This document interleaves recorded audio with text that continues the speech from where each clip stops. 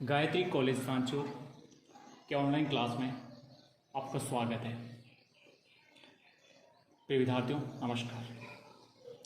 BA द्वितीय वर्ष राजनीति विज्ञान विषय के प्रतिनिधि राजनीति विचार पेपर के अंतर्गत हम हमारे महान राजनीतिक विचारक प्लेटो के बारे में अध्ययन कर रहे हैं। आज जो हमारा प्लेटो में टॉपिक है, प्लेटो के न्याय संबंधी सिद्धांत। प्लेटो के विश्व प्रसिद्ध और महत्वपूर्ण सिद्धांतों में से एक न्याय का सिद्धांत। आज हम उसका अध्ययन हमारी क्लास में करने जा रहे हैं। देखिए, ये जो न्याय के सिद्धांत है प्लेटो का, वो उसके समस्त राजनीतिक जो चिंतन है उसका महत्वपूर्ण अंग है, उसका महत्वपूर्ण एक हिस्सा है। और आपको पता है, मैंने जो पिछली कक्षा हुई थी उसमें बताया था कि प्लेटो का जो अपना ग्रंथ रिपब्लिक, विश्व प्रसिद्ध ग्रंथ रिपब्लिक का वैकल्पिक नाम ही न्याय से संबंधित है, कंसर्निंग जस्टिस, जिसको इंग्लिश में कहते हैं, हिंदी में कहेंगे न्याय से संबंधित। किसको? रिपब्लिक। ठीक है, क्योंकि जिस आदर्श राज्य की रूपरेखा प्लेटो ने रखी है उसका आधार क्या है? न्याय। प्लेटो ने अपने आदर्श राज्य की जो रूपरेखा रखी है, उस रूपरेखा का जो आधार है वो क्या है? न्याय। अब देखिए, प्लेटो की जो न्याय का सिद्धांत है उसको समझने से पहले अपन ये समझने का प्रयास करेंगे कि प्लेटो के समय में, तत्कालीन समय में न्याय की क्या क्या प्रचलित धारणाएं थी। मतलब एथेंस में, तत्कालीन समय में, यूनान में कौन कौन सी न्याय की प्रचलित धारणाएं थी और उन धारणाओं का क्या क्या है उनका अपन समझने का प्रयास कर रहे हैं। देखिए, एथेंस में प्लेटो के समय में जो पहली एक जो न्याय की धारणा प्रचलित थी वो थी परंपरागत सिद्धांत। परंपरागत सिद्धांत, इसको सेफेल्स का सिद्धांत भी कहते हैं। देखिए, ये जो सिद्धांत है परंपरागत नैतिकता के विचार पर आधारित था। न्याय का प्लेटो के समय न्याय का जो एक सिद्धांत प्रचलित था वो था परंपरागत सिद्धांत, और ये परंपरागत सिद्धांत सेफेल्स के सिद्धांत के नाम से भी जाना जाता है। और ये किस पर आधारित था? परंपरागत नैतिकता के विचारों पर आधारित था। अब इस परंपरागत सिद्धांत को सिफालस और पॉलीमार्कस के द्वारा प्रस्तुत किया गया। अब इस सिद्धांत में क्या था? सिफालस कहते हैं कि सत्य बोलना और दूसरों के ऋण को चुका देना ही न्याय है। ध्यान रखना, इनका प्रसिद्ध जो कथन था, कहने का तात्पर्य मैं आपको स्पष्ट कर रहा हूं कि ये जो सिद्धांत है ये प्लेटो के समय में यूनान में प्रचलित था, और इसका जो मूल आधार था, मूल भाव था, वो क्या था? सिफालिस क्या कहते थे कि सत्य बोलना और दूसरों के ऋण को चुका देना ही क्या है? न्याय। उनका विचार यही था, उनका यकीन इस बात में था कि हमेशा सत्य बोलो और दूसरों के ऋण को चुका दो, यही न्याय, इसके अलावा और कुछ नहीं। न्याय की जो परिभाषा थी वो सिफालिस के अनुसार ये थी कि हमेशा सदा सत्य बोलो और दूसरों के ऋण को चुका दो, जिनसे हमने ऋण लिया है उनको वापस चुका दो, यही न्याय है अपने आप में। लेकिन प्लेटो इसका खंडन करते हैं, उसको दोषपूर्ण मानते हैं कि सत्य बोलने और ऋण चुका देने के रूप में न्याय की परिभाषा करना दोषपूर्ण है, गलत है। क्यों गलत है? क्योंकि ये दोनों ही कार्य कुछ परिस्थितियों में अन्यायपूर्ण और अनुचित हो सकते हैं। कौन से दोनों कार्य? सत्य बोलना और दूसरों के ऋण को चुका देना। ये कभी भी ऐसी कुछ परिस्थितियां हो जाए तो ये अन्यायपूर्ण हो जाती है, अनुचित हो जाती है, गलत हो जाती है। कैसे?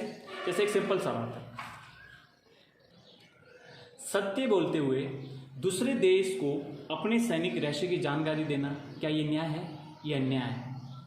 अब पॉलीमार्कस क्या कहते थे कि सदा सत्य बोलो। तो आप समझिए कि अगर कोई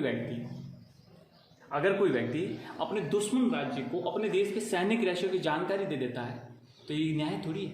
अब वो व्यक्ति तो ये कहेगा कि मैंने तो सदा सत्य बोला, मैंने कोई गलत काम नहीं किया, मैंने तो न्याय का पालन किया। लेकिन ये गलत है, क्योंकि अपने देश के सैनिक रहस्य दूसमन देश को देना, दुश्मन देश को हमारे देश की गुप्त जानकारी को पता हो जाए तो हमारे पर हमला कर सकता है, तो हमारे पूरे राष्ट्र का जीवन खतरे में पड़ जाता है। तो ये न्याय कहाँ का है? ये न्याय गलत है, अनुचित है। ठीक है, इस प्रकार सदा सत्य बोलना ये कोई अपने आप में न्याय नहीं है। ये कौन इसका खंडन करते हैं? प्लेटो कहते हैं। ठीक है, दूसरा इन्होंने एग्जाम्पल दिया है कि अगर यदि कोई व्यक्ति अपने स्वस्थ चित्त वाले मित्र से कोई हथियार ले ले, ठीक है, और हथियार देने वाला कुछ समय बाद पागल हो जाए। कल्पना करिए कि आपने किसी दोस्त से, जिस समय वो बिल्कुल स्वस्थ था, उससे कोई आपने हथियार ले लिया, ठीक है। हथियार लेने के बाद में कुछ दिनों के बाद में वो व्यक्ति पागल हो जाता है, पागल हो जाए और फिर आपसे वो हथियार मांगे कि मेरा हथियार मुझे लौटाओ, और आप उस हथियार को लौटा दो, तो क्या ये कार्य न्यायपूर्ण है? बिल्कुल नहीं, क्योंकि वो पागल व्यक्ति अपना खुद का नुकसान कर सकता है। लेकिन सिफालिस क्या कहते हैं? दूसरों के ऋण को चुका देना ही। अरे आपने तो ऋण के रूप में हथियार लिया था और आप तो कहते हो कि नहीं, मैंने तो न्याय का पालन किया, मैंने तो लौटा क्या दिया, उसका जीवन खतरे में पड़ गया। इस प्रकार से तो इन दोनों ही बात आधार पर वो खंडन करते हैं कि ये कार्य न्यायपूर्ण नहीं है, वरन एक अन्यायपूर्ण कार्य हो सकता है, अर्थात इसे जीवन में नहीं अपनाया जा सकता। मैं इसका खंडन करता हूँ। अब ये बातें हो गई सिफालिस की। पॉलीमार्कस क्या कहते हैं? पॉलीमार्कस कहते हैं कि दूसरों के प्रति उचित व्यवहार करना ही न्याय है। दूसरों के प्रति उचित व्यवहार करना ही न्याय है, अतः मित्र के साथ श्रेष्ठ और शत्रु के साथ घृणित व्यवहार करना ही न्याय है। कहने का तात्पर्य है कि ये पात्र देकर व्यवहार करते हैं। अगर हमारा कोई मित्र है तो उसके साथ अच्छा व्यवहार करो, हमारा कोई दुश्मन है तो उसके साथ घृणित व्यवहार करो, उसके साथ शत्रुता रखो। मतलब अगले के साथ या अगले के प्रति जैसा वो हमारे साथ व्यवहार करता है, हम भी उसके साथ ऐसा व्यवहार करें, ठीक है। अर्थात कह सकते हैं कि मित्र के साथ मित्रतापूर्वक व्यवहार और शत्रु के साथ शत्रुतापूर्वक व्यवहार करना ही क्या है? न्याय। ये कौन कहते हैं? पॉलीमार्कस कहते हैं। अब देखो, प्लेटो पॉलीमार्कस का भी खंडन करते हैं। ये प्रश्न करते हैं कि उस दशा में क्या होगा जब मित्र केवल नाम मात्र का मित्र हो, तो यथार्थ में आपका शत्रु हो। होता है, व्यवहारिक जीवन में कई बार ऐसा होता है कि मित्र ही हमारे शत्रु बन जाते हैं, मुंह पर मीठे रहते हैं बिल्कुल, और पीठ के पीछे आपको पता है शत्रुतापूर्ण व्यवहार होता है। तो ये कहते हैं कि आप कैसे पता करेंगे कि मेरा जो मित्र है वो मेरे प्रति पूरी तरह समर्पित है? जानना बेहद मुश्किल हो जाता है। इसलिए इस प्रकार से कहना बहुत मुश्किल हो जाता है कि शत्रु है तो शत्रु के साथ शत्रुतापूर्व व्यवहार करो, मित्र है तो उसके साथ मित्रता व्यवहार करो, क्योंकि जब नाम का ही मित्र हो तो उस समय ये तय कर पाना मुश्किल है कि वास्तविक में इसके साथ कैसा व्यवहार करूं, ठीक है। दूसरा, प्लेटो ये क्या कहते हैं? प्लेटो महोदय कहते हैं, चलो मान भी लें तो क्या ये उचित है कि शत्रुओं के साथ हमेशा बुराई करो, शत्रुओं के साथ हमेशा बुराई करते रहो? अरे ये तो नैतिकता के विरुद्ध है। हमेशा बुराई करने के लिए थोड़ी है। नैतिकता हमेशा कहते हैं कि बुराई का विरोध करना नहीं है, बुराई को भी अच्छाई में बदलो। तो आप तो कहते हैं कि नहीं, अगर बुरा है तो उसके ऊपर बुराई करते रहो, शत्रु है तो उसके ऊपर दुश्मनी रखते रहो, बुराई करते रहो, क्योंकि ये तो न्याय है। नहीं, ये गलत है। क्यों ये गलत है? क्योंकि नैतिकता के विरुद्ध है।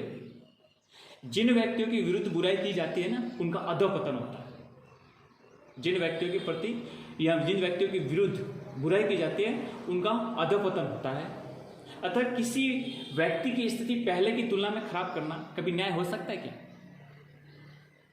कभी न्याय नहीं सकता है। जीवन उसी का सफल है जो शत्रु को भी मित्र बना ले। बेहद मतलब अनुकरणीय और बेहद उन्होंने अपना एक न्याय के सिद्धांत, बेहद एक नवीनतम विचार उन्होंने प्रकट किया। क्या कहते हैं कि आप शत्रु के प्रति शत्रुता रखो, ये कोई बात नहीं, ये तो नैतिकता के विरुद्ध है। नैतिकता तो सबके साथ एक अच्छाई का भाव बताती है। तो आप क्या समझते हो कि किसी व्यक्ति की अगर कोई स्थिति बुरी है, खराब है, तो पहले की तुलना में और भी खराब करो, ये न्याय नहीं हो सकता है। जीवन तो उसी का सफल हुआ है जो शत्रु को भी मित्र बना लेता है, ठीक है। तो इस प्रकार से तत्कालीन समय में एथेंस में जो परंपरागत सिद्धांत था, सेफेल्स का और पॉलीमार्कस का, दोनों ही सिद्धांत का पूरी तरह से खंडन करते हैं प्लेटो। अब एक और दूसरा जो सिद्धांत था वो था क्रांतिकारी सिद्धांत या उग्रवादी सिद्धांत। यह भी एथेंस में प्रचलित था। क्रांतिकारी सिद्धांत या इसको उग्रवादी सिद्धांत के नाम से जानते हैं। इस धारणा का जो प्रतिपादन है वो किसने किया था? थ्रेसीमैकस ने। थ्रेसीमैकस ने इस सिद्धांत का प्रतिपादन किया था। अब इनकी मान्यता क्या थी? इनके इस न्याय के सिद्धांत की मूल बातें क्या थी? वो पहले बात ये कहते थे कि शक्तिशाली का हित ही न्याय है। शक्तिशाली का हित ही न्याय, जो अपने आप में शक्तिशाली है उसके हितों की पूर्ति होती रहे, न्याय की प्राप्ति, ठीक है। दूसरी बात कहते हैं कि जिन नियमों से शासक वर्ग के हितों की पूर्ति होती है वे न्याय के नियम है। शासक वर्ग के हितों की ये एक प्रकार, जो भी जिस प्रकार से जिस तरीके से हितों की पूर्ति होती है, तो वो अपने आप को उसको न्याय का सिद्धांत कहते थे। ये तो आप समझे एक प्रकार की अराजकता हो गई। तो आप ये समझे कि अगर इनके अनुसार समाज में प्रत्येक व्यक्ति अपने हितों की पूर्ति करना चाहता है, किंतु उसमें केवल वो ही कर पाएगा या वो सफल हो पाएंगे जो शक्तिशाली है। लेकिन कल्पना करिए कि क्या उस राज्य और समाज में सभी शक्तिशाली होंगे? नहीं हो सकते ना। तो फिर कैसे उसको स्वीकार किया जा सकता है? ठीक है, इसलिए प्लेटो इस पूरे उपरोक्त विचार का क्या करते हैं? खंडन करते हैं। प्लेटो कहते हैं कि केवल शासक अपने हितों की पूर्ति करे और न्याय, ये नहीं, ये बिल्कुल गलत है, ये सरासर गलत है। क्योंकि शासन करना एक कला है, शासन करना एक कला है और सभी कलाओं के लक्ष्य स्वार्थ सिद्धि करना नहीं होता है। शासन करना एक कला है और जितनी सभी कलाएं होती हैं उनका कुछ स्वार्थ सिद्ध करना नहीं, उनका लक्ष्य नहीं होता, वरन उन वस्तुओं के दोषों को दूर करना है जिनके साथ उनका संबंध है। कहने का तात्पर्य है कि शासन करना एक कला है जो इस प्रकार की अन्य कलाएं होती है। ठीक है, और हर कला का लक्ष्य को स्वार्थ सिद्ध करना नहीं होता है। उसी प्रकार शासन करना का कोई स्वार्थ सिद्ध नहीं है, बल्कि उनका जो लक्ष्य है वो है दोषों को दूर करना, अर्थात उनका जो जनता के साथ संबंध है। यानी शासक का लक्ष्य क्या होगा? प्रजा के दोषों, प्रजा के दुखों, प्रजा के दर्द, प्रजा की कठिनाइयों को दूर करना और उनका कल्याण करना, ये रहता है। जिस प्रकार से आपको एक एग्जाम्पल दे कि अच्छा शिक्षक विद्यार्थियों के दोषों को दूर करता है और उसके गुप्त शक्तियों को जागृत करता है ताकि उसका सर्वांगीण विकास हो सके। उसी प्रकार से जो शासक होता है, शासक का अपने राज्य में लक्ष्य क्या होता है कि प्रजा के दुख, दर्द, कठिनाइयाँ, मुसीबत सबको दूर करके उनका कल्याण करना। यहाँ पे कोई अपने हितों की पूर्ति नहीं है, या जो हमारे राज्य के लोगों की, जनता का कल्याण करना उनका एक उद्देश्य होता है, इसमें स्वार्थ सिद्ध नहीं होता। इसलिए ये एक प्रकार से इस पूरे सिद्धांत का खंडन करते हैं। ठीक है। दूसरा, प्लेटो कहते हैं कि अन्याय कुछ समय तक प्रभावी हो सकता है। स्वाभाविक है कि अन्याय कुछ समय के लिए प्रभावी हो सकता है, परंतु अंतिम जीत किसकी होती है? न्याय की होती है। अंतिम जीत किसकी होती है? न्याय की होती है। इसलिए हो सकता है कि समय जरूर लगता है, लेकिन अंतिम जीत तय है किसकी? न्याय की। तो ये इस प्रकार से थेसीमकस के क्रांतिकारी और उग्रवादी सिद्धांत का भी वो खंडन करते हैं।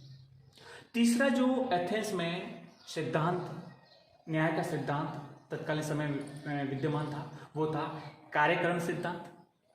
इसको व्यवहारवादी सिद्धांत या यथार्थवादी सिद्धांत या प्रैग्मेटिक सिद्धांत के नाम से भी जाना जाता है। इसलिए कभी भी एग्जाम में पूछा जाए तो आपको ये नाम याद रखना चाहिए, कन्फ्यूजन नहीं होना चाहिए कि कार्यकरण सिद्धांत भी कह सकते हैं, व्यवहारवादी सिद्धांत भी कह सकते हैं, यथार्थवादी सिद्धांत भी कह सकते हैं और प्रैग्मेटिक सिद्धांत भी कह सकते हैं।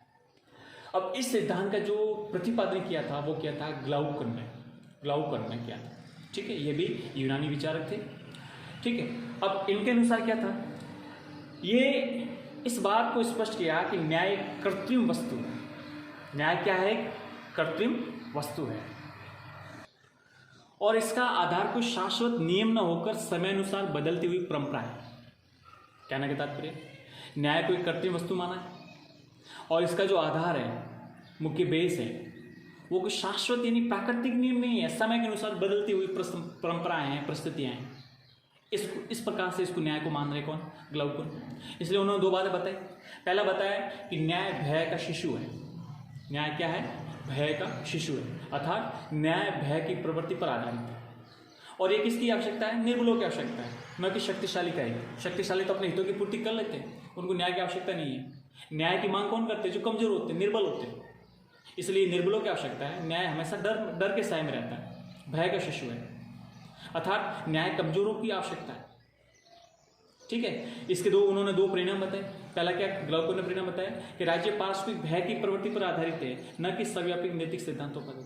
राज्यों को हमेशा इस डर का साया रहता है कि पड़ोसी राज्य मेरे पर आक्रमण न कर दे, मेरे पर युद्ध न कर दे, इस प्रकार का। दूसरा, राज्य स्वाभाविक संगठन नहीं है, वरन एक प्रकार का परंपरागत कृत्रिम संगठन है। ठीक है, इस प्रकार से उन्होंने अपने सिद्धांत में बताया। लेकिन प्लेटो ग्लाउकन के सिद्धांत का भी खंडन करते हैं। क्या कहते हैं? कि हम न्याय के नियमों का पालन भय के कारण नहीं करते हैं, अपितु उन्हें अच्छा मानते हैं इसलिए पालन करते हैं। न्याय का जो पालन करता है वो कोई भय के कारण थोड़ी करता है। डर के साए में कोई नहीं करता है। न्याय को पालन इसलिए करते हैं, न्याय के नियमों का पालन इसलिए करते हैं क्योंकि हम उनको अच्छा मानते हैं, इसलिए पालन करते हैं। और न्याय कोई कमजोरों की आवश्यकता नहीं है, सभी की आवश्यकता है। क्योंकि न्याय के सिद्धांतों पे चलना कोई कमजोर या शक्तिशाली ऐसा कुछ नहीं होता है, विभाजन नहीं होता जनता में। न्याय सभी लोगों की आवश्यकता होती है, सब इसका पालन करते हैं और अपने अच्छाई के लिए पालन करते हैं, सबके अच्छे जीवन के लिए करते हैं। ये कोई भय या डर के कारण पालन नहीं करते, इसलिए इसको पूरा खंडन करते हैं। और दूसरा, इन्होंने बताया कि न्याय एक कर्तव्य वस्तु है, न्याय एक बाह्य वस्तु है, लेकिन स्पष्ट तौर से कहते हैं कि न्याय कोई बाह्य वस्तु नहीं है, न्याय एक हमारे आत्मा का आंतरिक गुण है। क्या है? आत्मा का आंतरिक गुण है। इसलिए स्पष्ट तौर से कभी भी प्रश्न पूछा भी जाए तो आपको स्पष्ट बताना है कि जितनी भी हमारे तत्कालीन समय में एथेंस में, यूनान में जो भी न्याय के सिद्धांत प्रचलित थे, सबका प्लेटो खंडन करता है। चाहे परंपरा के सिद्धांत हो, क्रांतिकारी सिद्धांत हो या कार्यक्रम सिद्धांत हो। सिफालस, पॉलीमार्कस, थ्रेसिमेकस, ग्लाउकन सबके विचारों का पूरी तरह से खंडन करते हैं और उनसे हटकर डिफरेंस एकदम अलग एक थ्योरी देते हैं और स्पष्ट तौर से बताते हैं कि न्याय है जो आत्मा का आंतरिक गुण विद्य है। न्याय को आत्मा का आंतरिक गुण मानते हैं, न्याय को बाह्य नहीं मानते। प्लेटो न्याय को आत्मा का आंतरिक गुण के रूप में स्वीकार करते हैं। तो अब हमें समझना है कि प्लेटो ने इन तीनों ही सिद्धांत का पूरी तरह से खंडन किया और स्वयं का जो न्याय का सिद्धांत दिया वो अब हम समझते हैं। देखिए, प्लेटो ने उपरोक्त तीनों ही सिद्धांत, परंपरा के सिद्धांत, क्रांतिकारी सिद्धांत और कार्यक्रम सिद्धांत, उपरोक्त तीनों ही सिद्धांत को बाह्य मानते हैं। क्यों? क्योंकि प्लेटो ने क्या बताया कि प्लेटो ने जो अपनी जो न्याय का सिद्धांत या न्याय है उसको आंतरिक वस्तु माना। इस वजह से उपरोक्त तीनों सिद्धांत का खंडन करते हैं और अपने इस न्याय के सिद्धांत का वर्णन करते हैं। अब देखिए, उन्होंने क्या बताया है। प्लेटो का विश्वास था, उनका मत था प्लेटो का, कि मानवीय आत्मा में तीन तत्व या अंश विद्यमान है।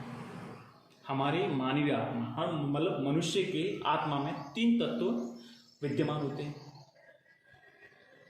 विवेक, जिसको बुद्धि भी कह सकते हैं, साहस, जिसको शौर्य भी कह सकते हैं, तृष्णा, जिसको संयम भी कह सकते हैं। समझने के लिए बुद्धि अर्थात विवेक, शौर्य अर्थात साहस, तृष्णा अर्थात संयम।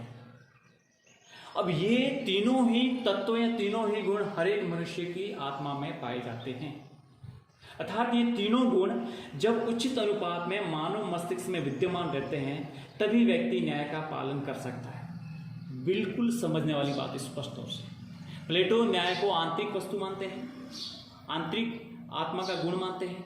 वो कहते हैं कि हमारे मन मस्तिष्क में, हमारे आत्मा में 3 गुण होते हैं, विवेक, साहस और तृष्णा। विवेक को बुद्धि भी कह सकते हैं, साहस को शौर्य भी कह सकते हैं, तृष्णा को संयम भी कह सकते हैं। और ये तीनों गुण हमारे मानव मस्तिष्क में विद्यमान रहते हैं तभी व्यक्ति न्याय के सिद्धांत का पालन कर सकता है, अन्यथा नहीं। अर्थात कह सकते हैं कि इंद्रिय तृष्णा, शौर्य तथा बुद्धि का उचित समन्वय, सामंजस्य व्यक्ति के जीवन में न्याय की सृष्टि करता है। तीनों ही तत्व का उचित समन्वय और सामंजस्य हो तो व्यक्ति के जीवन में किसकी सृष्टि होती है? न्याय की सृष्टि होती है। ठीक है। प्लेटो कहते हैं कि जिस प्रकार छोटे अक्षरों की तुलना में बड़े अक्षर आसानी से पढ़े जा सकते हैं, उसी प्रकार व्यक्ति के जीवन की अपेक्षा राज्य में न्याय को स्पष्ट रूप से लक्षित किया जा सकता है। व्यक्ति राज्य का एक तत्व है, एक हिस्सा है, लेकिन जो राज्य होता है वो विस्तृत रूप है। उसी प्रकार से राज्य में न्याय को स्पष्ट रूप से प्रशिक्षित किया जा सकता है। इसलिए उनका एक बेहद विश्व प्रसिद्ध कथन है। उन्होंने बताया कि राज्य मानव मस्तिष्क का ही व्यापक रूप है। राज्य जो होता है वो मानव मस्तिष्क का ही व्यापक रूप है। राज्य बलूत के वृक्ष अथवा चट्टानों से नहीं निकलते, वरन वे उन लोगों के मस्तिष्क और चरित्र का परिणाम होते हैं जो उनमें निवास करते हैं। और ये पूरा अपने न्याय के सिद्धांत और उन गुणों के आधार पर इस बात को स्पष्ट करने का प्रयास करते हैं। एक बार और स्पष्ट करो, क्या कथन है उनका? राज्य है वो मानव मस्तिष्क का ही उपज है, मानव मस्तिष्क का ही एक व्यापक रूप है। राज्य बलूत के वृक्ष अथवा चट्टानों से नहीं निकलते, वरन वे उन लोगों के मस्तिष्क और चरित्र का परिणाम होते हैं जो उनमें निवास करते हैं। अब देखिए, प्लेटो ने मानव जीवन के जो गुण बताए हैं, विवेक, साहस, संयम, विवेक, साहस और संयम। अब विवेक, साहस, संयम, इन तीनों गुणों के प्रतिनिधि के रूप में राज्य में 3 वर्ग होते हैं। विवेक, साहस और संयम, इन तीनों गुणों के जो प्रतिनिधि के रूप में राज्य में कितने वर्ग होते हैं? 3 वर्ग होते हैं। ठीक है, जिन्हें क्रमशः विवेक गुण की जो प्रधानता होगी, विवेक गुण की जो प्रधानता होगी वो वर्ग शासक वर्ग या दार्शनिक वर्ग में शामिल होता है, और जिसमें साहस वर्ग की प्रधानता होगी वो सैनिक वर्ग होगा, और जिसमें तृष्णा या संयम वर्ग गुण की प्रधानता होगी वो उत्पादक वर्ग के रूप में जाना जाता है। इस प्रकार से उन्होंने इन गुण के आधार पर ही वर्गों का विभाजन किया जाता है। राज्य में जब शासक निस्वार्थ भाव से हितों की रक्षा करते हुए राज्य में जब शासक निस्वार्थ भाव से हितों की रक्षा करते हुए शासन कार्य करता है, कौन सा? शासक वर्ग क्या करता है? वो निस्वार्थ भाव से हितों की रक्षा करते हुए अपने शासन कार्य को संपादित करता है। सैनिक वर्ग क्या करता है?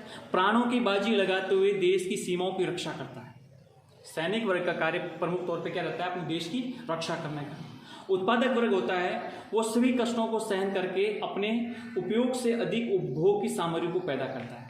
कहने का तात्पर्य उत्पादक वर्ग है वो अपने राज्य के अधीन सब लोगों की आवश्यकताओं की पूर्ति करने के लिए उत्पादन करता है, उपभोग की सामग्रियों को पैदा करता है, और ये सब होगा तभी राज्य में न्याय स्थिर रहता है, न्याय स्थिर है, पता था न्याय की प्राप्ति हो सकती है। अब देखिए मैंने आपको क्या बताया कि प्लेटो महोदय ये कहते हैं कि प्रत्येक व्यक्ति में कुछ गुण विद्यमान होते हैं, विवेक, साहस और संयम। अब ये गुण सब में एक समान ही होते हैं, उसका एक अलग अलग समन्वय पाया जाता है, एक सामंजस्य पाया जाता है। किसी में विवेक ज्यादा होता है, किसी में साहस ज्यादा होता है, किसी में तृष्णा, संयम का गुण की प्रधानता होती है। जिन जिन गुणों की प्रधानता होती है उसी के अनुरूप उसके वर्ग होते हैं। जैसे विवेक या बुद्धि ज्यादा होगी तो वो शासक वर्ग या दार्शनिक वर्ग में शामिल होगा, जो साहस है वो सैनिक वर्ग में होगा, और जिसमें तृष्णा, संयम के गुण की प्रधानता है वो उत्पादक वर्ग में। इन तीनों ही गुणों के आधार पर, वर्ग के आधार पर सबका अलग अलग काम होता है। दार्शनिक अर्थात जो शासक वर्ग है वो क्या करता है? वो निस्वार्थ भाव से अपने हितों की रक्षा करते हुए शासन कार्य की पूर्ति करता है। साहस वर्ग अर्थात सैनिक वर्ग है वो क्या करता है? वो अपने प्राणों की बाजी लगाते हुए देश की रक्षा करता है, और जो उत्पादक वर्ग है वो उपभोग की सामग्रियों को पैदा करता है। इस प्रकार से अगर सब संतुलन पाया जाएगा तो हम कह सकते हैं कि राज्य में न्याय की पूर्ति होती है, अन्यथा नहीं कह सकते। बात स्पष्ट हो रही है? दूसरा, प्लेटो कहते हैं कि न्याय अपने निश्चित स्थान में अपने कर्तव्य का पालन करना और दूसरे के कर्तव्य में हस्तक्षेप न करना, और इसका निवास स्थान अपने निश्चित कर्तव्य को पूरा करने वाले प्रत्येक नागरिक के मन में। देखो बेहद बहुत ही एक मतलब विस्तृत बात उन्होंने स्पष्ट की है कि न्याय तभी हो सकता है, न्याय की पूर्ति तभी हो सकती है जब, कैसे? न्याय अपने निश्चित स्थान में अपने कर्तव्य का पालन करना। हर एक व्यक्ति ये कहे कि अपने कर्तव्य का पालन करें। दार्शनिक वर्ग अपने कर्तव्य का पालन करें, सैनिक वर्ग अपने कर्तव्य का पालन करें, उत्पादक वर्ग अपने कर्तव्य का पालन करें। हर एक व्यक्ति अपने कर्तव्य का पालन करें और दूसरों के कर्तव्य में किसी प्रकार का हस्तक्षेप नहीं करें। कोई भी वर्ग एक दूसरे के मामलों में हस्तक्षेप नहीं करें, ठीक है? और इसका जो निवास स्थान है वो अपना निश्चित कर्तव्य पूरा करने वाले प्रत्येक व्यक्ति के मन में है। जिस वर्ग में है उस वर्ग के जो कार्य है उसको पूरा करें, एक दूसरे के कार्यों में हस्तक्षेप नहीं करें। समाज और राज्य अपनी आवश्यकताओं तथा व्यक्तियों की योग्यता के अनुसार उनके लिए कुछ कर्तव्य धर्मों का निर्धारण करता है। इनका यथावत पालन करना ही क्या है? न्याय। इसलिए अगर भारतीय परिभाषा के तौर पर कहें कि स्वधर्म का पालन ही क्या है? न्याय, अर्थात कर्तव्य पालन ही न्याय। तो कह सकते हैं कि प्लेटो का जो न्याय सिद्धांत है वो भारतीय प्राचीन परंपरा के अनुसार बेहद करीब है, बेहद करीब है। हमारे मनु के जो न्याय के सिद्धांत, मनु कहते थे कि अपने कर्तव्य का पालन करना ही न्याय है, उसी प्रकार से प्लेटो महोदय भी यही कहते हैं कि अपने कर्तव्य का पालन करना ही न्याय है, दूसरों के कार्यों में हस्तक्षेप नहीं करना। आई बात समझ में? इसलिए प्लेटो की जो न्याय संबंधी धारणा है वो एक प्रकार से विशेषीकरण पर आधारित है। विशेषीकरण क्यों? क्योंकि एक व्यक्ति को केवल एक ही कार्य ऐसा कुशलतापूर्वक करना चाहिए जो उसके स्वभाव के अनुकूल हो, जो अच्छे ढंग से कर सकता हो, उसमें उसकी महारत हासिल हो, वही कार्य करना चाहिए, न कि दूसरे कार्यों में हस्तक्षेप करना चाहिए। तो ये इस प्रकार से होगा तो वो क्या है? न्याय की प्राप्ति है, न्याय का एक प्रकार से प्रतिपादन है, ठीक है? तो ये प्लेटो ने इस प्रकार से अपने न्याय के सिद्धांत का प्रतिपादन करने का प्रयास किया और ये सिद्धांत सबके समक्ष बताया। तो कह सकते हैं कि प्लेटो का जो न्याय सिद्धांत है वो नैतिक है, सर्वव्यापी है, क्योंकि इसमें मानव के समस्त कर्तव्यों का उल्लेख किया है। प्लेटो का न्याय सिद्धांत क्या है? नैतिक है और सर्वव्यापी है, इसको किसी सीमा में सीमित नहीं किया है, इसको सर्वव्यापी बताया। और दूसरा, इसमें कर्तव्य का उल्लेख किया गया है। और दूसरी उन्होंने क्या बात बताई कि न्याय एक आंतरिक तत्व है।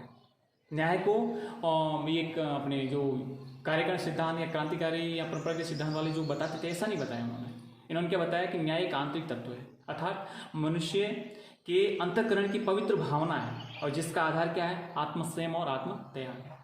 ठीक है।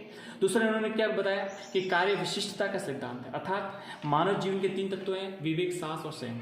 इन्हीं के आधार पर राज्य के नागरिकों को क्रमशः 3 वर्गों में विभाजित इन्होंने किया है, और वो कौन कौन से हैं, शासक वर्ग, सैनिक वर्ग और उत्पादक वर्ग। इसमें प्रत्येक वर्ग अपने मनोयोग से अपने कार्य करता है और जो कार्य उसकी प्रकृति के अनुकूल होते हैं। तो ये पूरी तरह से कार्य विशिष्टता का सिद्धांत अपन कह सकते हैं। ठीक है। दूसरा उन्होंने एक प्रकार एक साव्य एकता के सिद्धांत के रूप में प्रस्तुत किया है। कैसे? प्लेटो समाज के विकास में ही व्यक्ति के विकास को निहित मानते हैं, समाज के विकास में किसको, व्यक्ति के विकास को निहित मानते हैं। इस प्रकार से कार्य विशिष्टता के सिद्धांत वर्ग और व्यक्ति के मध्य क्या करते हैं, एकता उत्पन्न करते हैं। ठीक है। तो इस प्रकार से इन्होंने अपने न्याय के सिद्धांत का प्रतिपादन किया, जो आज हमने पढ़ा, समझा, डिस्कशन किया।